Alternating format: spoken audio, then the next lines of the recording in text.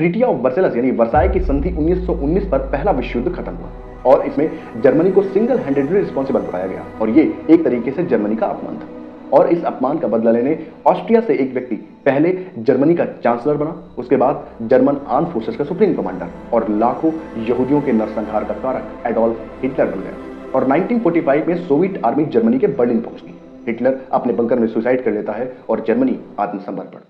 और इसके बाद सेकेंड वर्ल्ड वॉर में एक्सिस पावर्स यानी जर्मनी, जापान, इटली जैसे देशों को हराकर एलाइड पावर्स अपने आप को एक शक्तिशाली संगठन समझ रहे थे। लेकिन इसके बाद यूएसए ने यह कहना शुरू किया कि वर्ल्ड वॉर 1 और वर्ल्ड वॉर 2 की जीत डेमोक्रेसी की जीत है, लिबरलिज्म की जीत है।